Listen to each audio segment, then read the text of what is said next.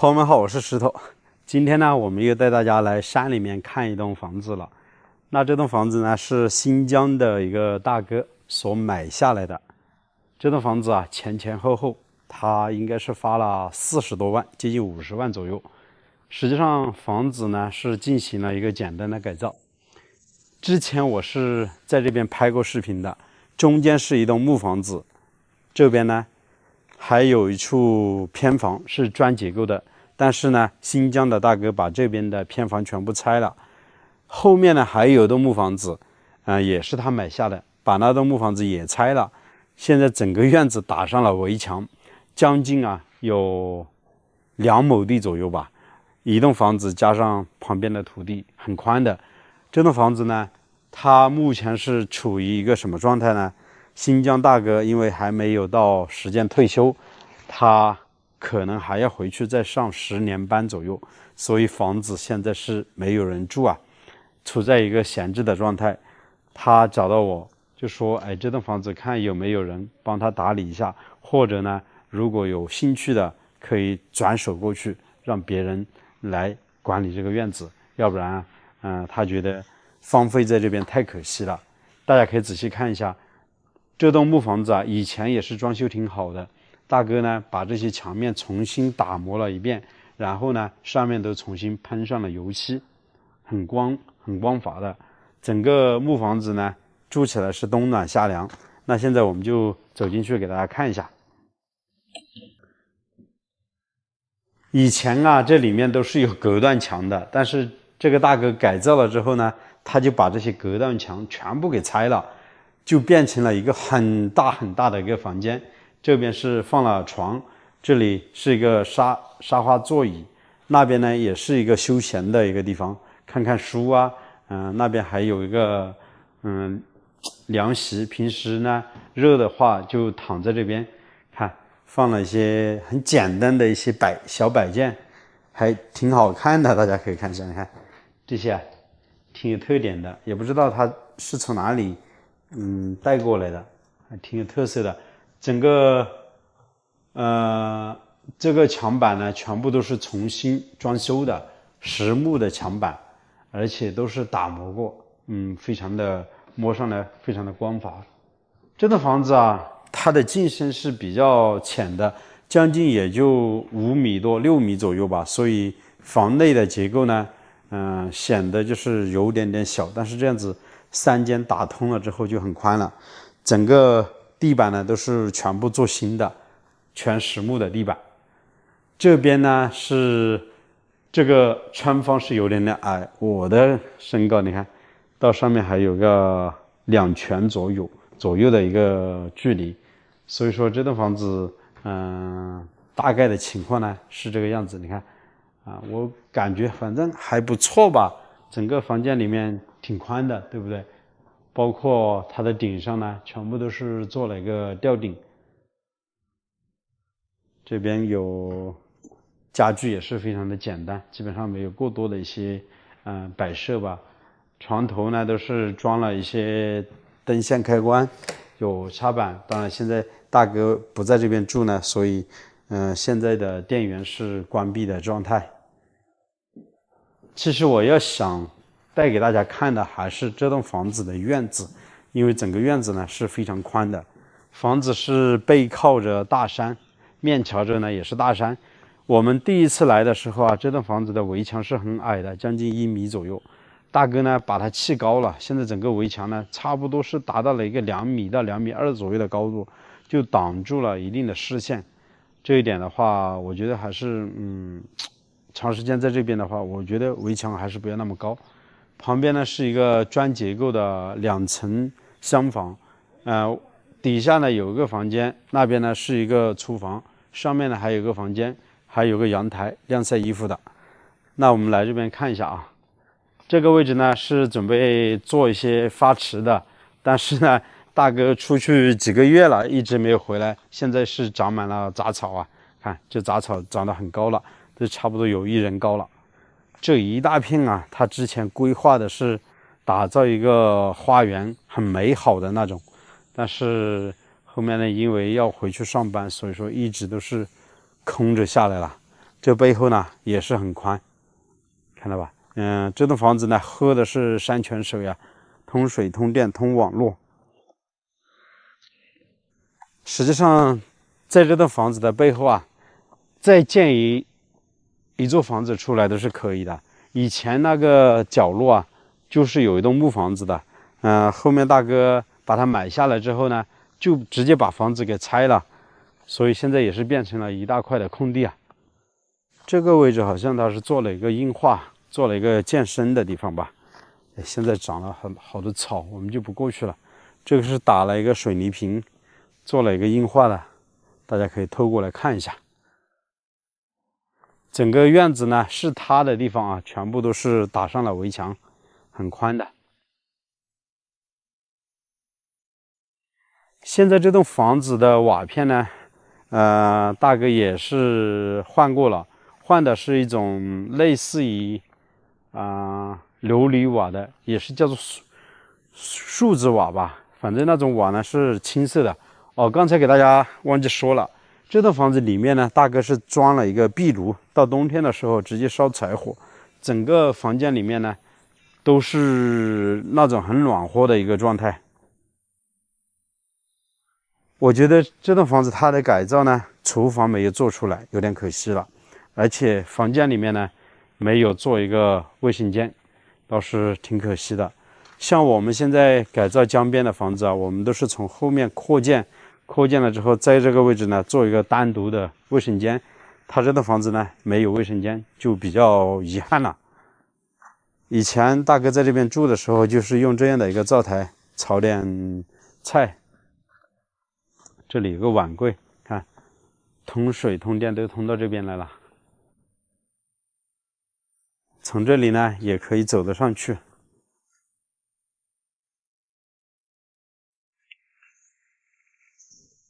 他买过来的很多木料，应该房子还没有完全装修完，所以暂时堆放在这边。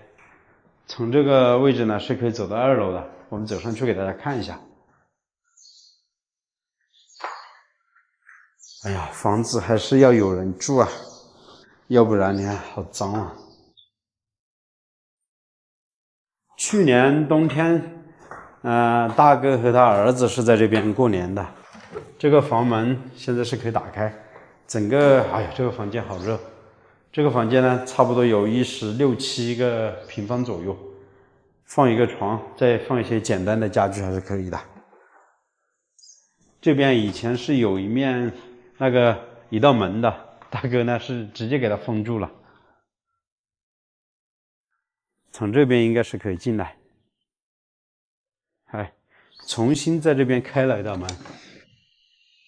这边啊也有一个床，有衣柜，装的有空调。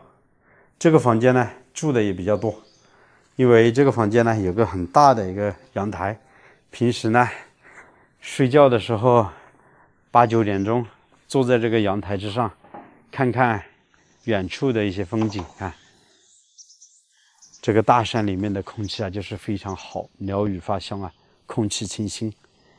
底下是有一块稻田的，我记得之前我还给大哥给建议，我说把这块稻田给租下来，养点鱼，里面种点稻谷，自己吃点绿色无公害的食品。这里有棵桂花树，是之前啊这栋主人家种的桂花树，已经长得很高了。每年到8月份，也就是中秋以后嘛，就开始开花，是那种红桂。朋友们啊，实际上我有很久时间没有来到这边了，没想到大哥的房子变成如今的这个样子。我记得以前我来的时候，这栋木房子啊，它的外墙是颜色啊很暗的，现在通过这么一打磨，倒是挺亮的。大哥告诉我，他总共花费了差不多接近50万左右啊，买下了这块地，然后呢重新打上了围墙，整个房子全部重新打磨。如果是我来改造这栋房子的话，我可能会把整个窗户加宽许多啊。现在房间里面光线有点暗。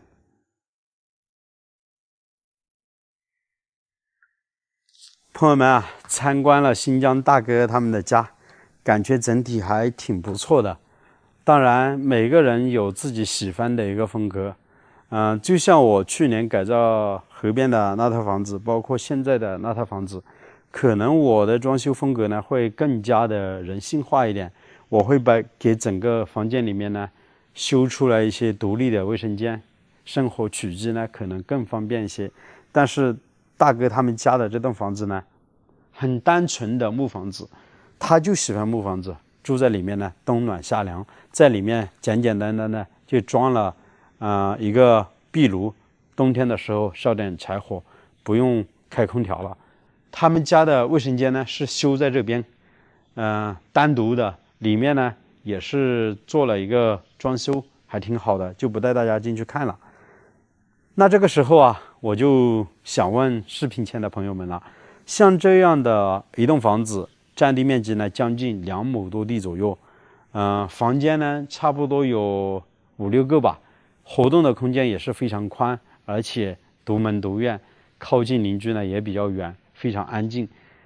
这样的房子如果让你租上10年，你们觉得1年的租金多少比较合适呢？欢迎大家在评论区里面留言。那这期的视频呢，就暂时为大家分享到这里。我是石头，我们下期再见了，拜拜。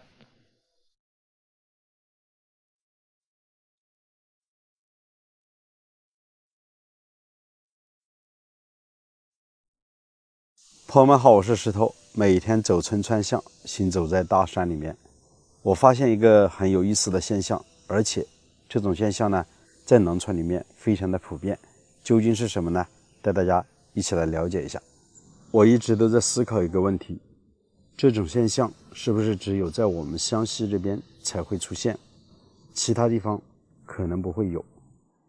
我们这边呢，属于湖南湘西州花垣县和保定县的交接处，这边大部分生活的是土家族和苗族，当然我也是属于苗族的。今天我们要来看的这栋房子呢，距离城里面也只有4公里，距离县城将近有16公里。说交通不方便，那也说不过去。车子呢是可以开到院子的门口，到镇上买东西也非常的方便。这栋房子呢就在镜头的前方，主人家花费了几十万修建的，但是每年呢只会回来住那么10天到15天，也就是半个月左右，其他时间全部都是空着的。那这样的现象在我们这边是非常普遍，而且是越来越多。我总结了一下，有几个原因。以前在80-90年代左右，我们这边大部分都是木房，好多当地的老乡呢，看了村子里面某家某户建了砖房，尤其是建了2层楼的，想着自家也把木房推掉，然后建上这样的小洋房，看起来有面子，住起来呢估计也会比木房好了许多。所以啊，在那个年代，大部分人跑到广东、浙江那边去打工，然后辛辛苦苦赚的钱用来建房子，很有面子。但是随着房子建好了之后，老一代的老人老去了，年轻人慢慢的走上社会，社会的发展节奏越来越快，尤其小孩子到城里面读书。像我们村的，我所知道的大概有1半左右吧，都是因为孩子在城里面读书，慢慢的家里的老房子住的时间越来越少，打理的越来越少。以前为了面子，在农村花上几十万去建房，现在每年住的时间越来越少，带孩子出去务工。就像我们看到的这栋房子，也是如此。我很多次从这边经过，从来没有看到主人家在家。我们先走到这栋房子的外面给大家看一下吧。要说这栋房子的地理位置不好呢，建在大山里面，青山绿水，通水通电，非常的方便。最大的原因呢，还就是房子老人都不在了，年轻人要出去务工赚钱养家，小孩子到城里面读书，所以造成了如今我们看到的这种现象。一整年啊，回来住一个10来天，甚至于2、3年不回来一次。看这栋房子啊，当年花费了好几十万，其实这笔钱在农村来说是非常大的。现在房子显得很破旧，连窗户上的玻璃都烂掉了，也没有换。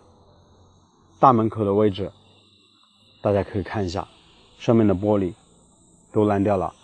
上面呢，2楼还比较好。整栋房子呢有一个客厅，2楼呢是有3个房间，1楼呢有2个房间，那边还有个厨房，2楼的顶上是有个杂物间。这么大的一栋房子，其实对于农村人来说算是建得比较好了，但是就是这样的，每年要出去赚钱务工，所以房子闲置了下来。我相信啊，这样的现象可能还会越来越多，陆陆续续的年轻人都要跑到城里面去工作生活，家里的房子最后呢慢慢的荒废吧。我觉得一开始可能几年还会回来打理，但是随着时间越来越久，打理的越来越少。尤其像我们湘西这边木房子很多，慢慢的坍塌烂掉，砖房子呢可能还会持续那么10多年20年，随着时间的推移，最后呢慢慢的也会整个院子里面长满了杂草，变得是人去楼空，荒无一人。看这栋房子的视野是非常开阔的。之前很多朋友问我，为什么总是去拍农村的闲置房，不去拍城里面一些比较好的房子呢？其实从我的亲身经历，我就看到很多农村的房子，它是有很多发展的空间。像这样子，如果主人家不想来打理，那有兴趣的朋友可以给他代为管理，把它租下来用来养老，对不对啊？实际上在农村里面的生活，他的经济压力是非常小的，自己种点稻田，种点地，养点鸡鸭，一年的生活啊简简单单，并没有那样子去在城里面有车贷房贷压力那么大。当然每个人的观点是不一样的，今天我说的也比较多，我只是想把我们湘西这边普遍存在的一个现象分享给大家。当然也不知道视频前的朋友们啊，你们的家乡是否也有这样的现象呢？欢迎你们啊在评论区里面留言，我们一起来讨论一下，看怎么样。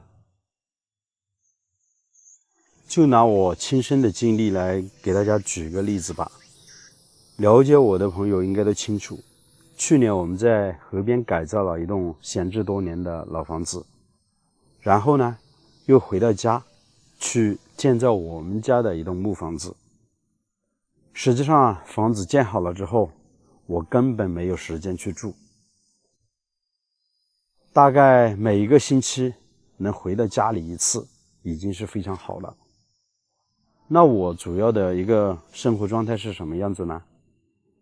我在城里面自己有房，3个孩子读书，有3个老人，我老爸是前几年过世了，现在还有3个老人，我岳母、岳父还有我妈妈。平时所有的生活开支呢，都是靠我和我老婆去赚钱养家。房子建好了，也建得很好，我们也想回到农村里面去住，这样子呢，生活压力可能也会相对于小一些。但实际的情况并不是我想象的，小孩子在农村里面读书条件是比较艰苦的，教学的质量也不怎么好，所以呢，我们必须要到城里面去读书，这样子整体的环境要更好一些，给孩子呢也创造了一个好的学习环境。在城里面的生活压力就大了许多，每天开门基本上都要用钱，一天啊，像我们4、5、6线的小县城，一天的开支没有个1、200，那都是拿不下来的。所以每天都是为了这些精疲力尽的，非常的累。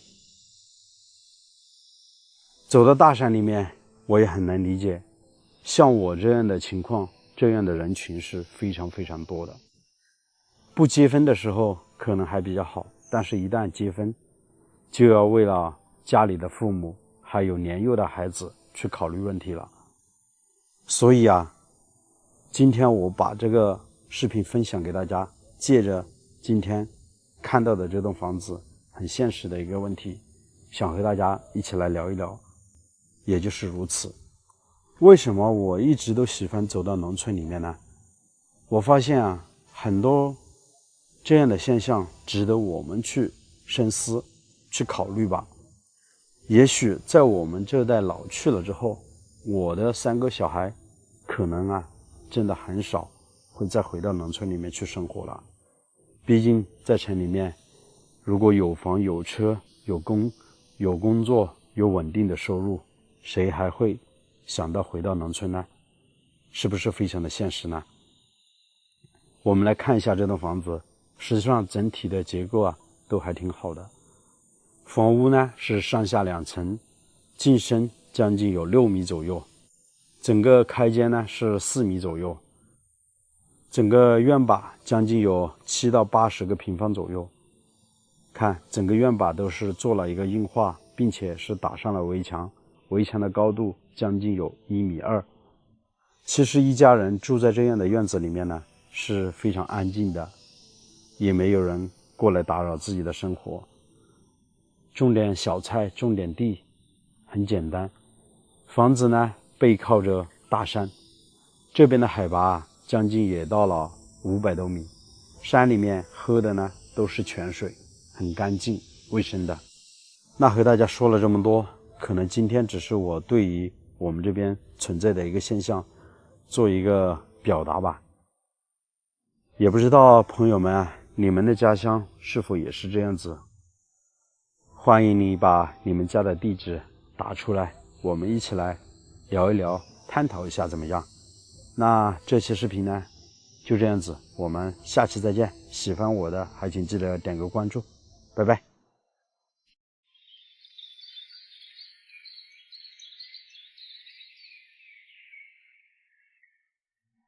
我是石头，你们见过这个吗？这就是我们农村里面自己种的花生。一般呢，本地的品种它只有2粒子，像买过来的2种，它就有3到4粒。这样的品种它是比较好吃的。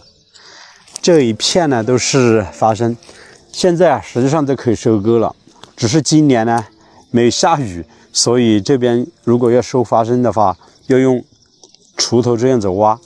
我记得啊，小时候我们特别喜欢到地里面去挖花生。那今天呢，我是来到我朋友所租下的一栋房子，给他来看。他委托我呢，给他看一下这栋房子到底怎么样。因为啊，他们都知道我拍视频将近有2年多、3年左右，还是有点经验的。尤其前一段时间啊，不是中视频计划已经取消了吗？现在收益啊是越来越低，以后呢只有创作者计划。他们呢是刚刚才入坑，准备过来拍视频。我就告诉他们说，拍摄视频啊是非常困难的一件事情，要想去做好啊，肯定要付出很多的精力，要投入很多。如果是敷衍了事的话，那真的是拍不好的。我的朋友呢，他们是2个人一起合伙，然后呢租下了一栋房子。这栋房子的租金很便宜啊，20年的时间，总共呢才花费了1800块钱。大家可以猜一下，你看只有将近是200块钱1年左右，是一栋3开间的木房子。这边呢靠近城里面将近有7.5公里，靠近附近的乡镇集市啊有2.5公里，交通是非常便利的，就在马路边上。这栋房子呢，我前后看了一下，门前的视野是特别好的，非常适合做短视频。那接下来啊，闲话不多说，我们先带大家来看一下房子周边的一些环境。在房子门口的这块区域呢，就有一块菜地，现在种的有辣椒、香葱，还有茄子。这边呢是有座小小的万年青的一个矮墙。当然，如果后面在这边改造的话，需要把这边的矮墙给它去掉，才可以看到对面的笔架山。在旁边呢有一小片竹林，我看了一下，将近有1亩多地。如果后期啊是这户主人家的，可以把它全部圈起来，在里面养鸡养鸭也是挺不错的。甚至于啊，在里面可以砍掉一些竹子，搭建一些户外的凉亭。在这边呢有朋友过来聚会啊，喝茶，这边是个天然的一个遮阴的场所，非常的不错。这边是有一条小路可以进入房子的，整栋房子有3个房间，我们可以仔细的来看一下。木房子啊，是将近70年代所建的房子，显得是比较陈旧。外墙呢，这边是一面石头墙，大家可以看一下，从这些都可以看得出这栋房子是非常古老的。这些石头呢都是附近的山上采集回来，然后呢经过当地石匠一个简单的一个铺设，上面呢是用泥巴加上鸡蛋，然后加上一些石灰作为一个粘合剂，把这些石头呢全部粘合起来。不像我们现在建房子啊用的都是水泥。大家可以仔细看一下，一看就可以看得出啊，这栋房子是非常具有年代感的。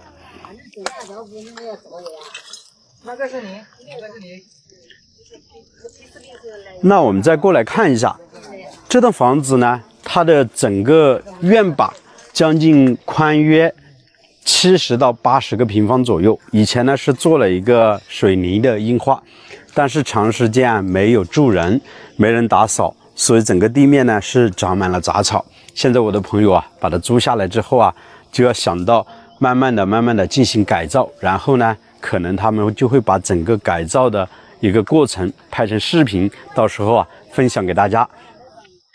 这边的竹子啊，你看长得比我都还高了，是不是啊？其实我来到这栋院子呢，我感觉第一给我印象特别深的就是这栋房子的视野是非常开阔的。大家可以看一下我背后的笔架山，是不是非常的漂亮呢？只是现在这个矮墙呢，绿植的矮墙是挡住了一些视线。后期啊，如果他们在这边改造的话，直接把它砍掉，然后呢，在旁边去砍一些竹子，做一些篱笆院子，哎，远远的就可以看到对面的笔架山，非常的漂亮。我一直啊都行走于乡村，看过很多房子，看过很多闲置房。像这样的一栋房子啊，靠近城里面这么近，交通这么便利，对于后期的一些拍摄呢，它会节省很多。其实好好的去打造一些人设，我觉得应该也是挺不错的。到时候有机会的话啊，下次等他们正式拍摄，我再带大家一起来看一下。那我们现在仔细的来看一下这个房子大概的一个情况。看，有3个房间，这边呢都是卧室，这里就是堂屋，这边呢也是一个卧室。这边的屋顶呢上面的瓦片啊还是坏掉了许多，后期在改造的过程当中啊，像上面的瓦片啊、檩条啊，可能都需要给它换掉，这也是一个不小的改动。在这边呢，还有一个应该是以前的猪圈，我们可以走过来看一下。这旁边是砖结构的，以前是一个厨房，再过去呢是一个猪圈。现在呢，实际上也可以把这些砖墙重新给它立起来，然后呢上面盖上瓦。这个地方呢，我觉得后期可以做一个茶室，在旁边呢可以做一个厨房啊、卫生间，都是挺不错的。因为这栋房子门前呢，它的视野是非常开阔，它就看不到，在门前呢再也没有邻居了。大家可以从这个角度啊，我们再来看一下，对面的山啊，其实，挺漂亮的。大家可以看一下，有高低层次比较明显。前面呢还有一大块的稻田，还有当地老百姓的一些土地。房东阿姨就在我的旁边，现在我们问她一下，阿姨你好啊。好。你这栋房子建了有多少年了？我小的时候有12岁就建了的。11、12岁，你今年有多大了？现在我有60岁了。60岁，那最少有50多年，60、70年了，差不多。60岁了。对，可以从外墙呢，我们都可以看得出啊，这栋房子是非常古老的，肯定以前啊这边是非常热闹的。据说啊，这栋房子也是你们整个村子里面唯一的一栋木房子，对不对啊？对。哦，是。现在这栋房子大概有多少年没有住人了呢？大概有10来年了。10来年啊，那现在我的朋友把它租下来之后，肯定会好好的进行改造，你也放心，好不好？好，谢谢你啊。好。这栋房子的进深啊，将近有6米左右，楼层高度呢，将近有3米多，并没多高。现在啊，长时间没有住人，所以房子的内部呢是不通电的。总共有3个房间，这边是一个卧室，光线特别差，看不到，晾晒的有些衣服。都没人住这边。基本上没有过多的装修。这边就是客厅了，也是我们这边所说的堂屋，宽呢将近有35个平方左右。2楼呢是不住人的，堆放的是一些杂物。这边呢也是一个卧室，我们来看一下。这个2-3块的了啊。很多衣物，整个楼层高度啊只有2米多一点点，还是显得比较矮的。这个窗户啊现在是没有打开啊，现在是傍晚时间，所以光线特别差。我们还是仔细的看一下吧。这个房门啊还是有点历史了。屋顶上的瓦片我们可以看一下，是有点漏水的，需要检修。不知道这些领子和瓦条坏掉了没有。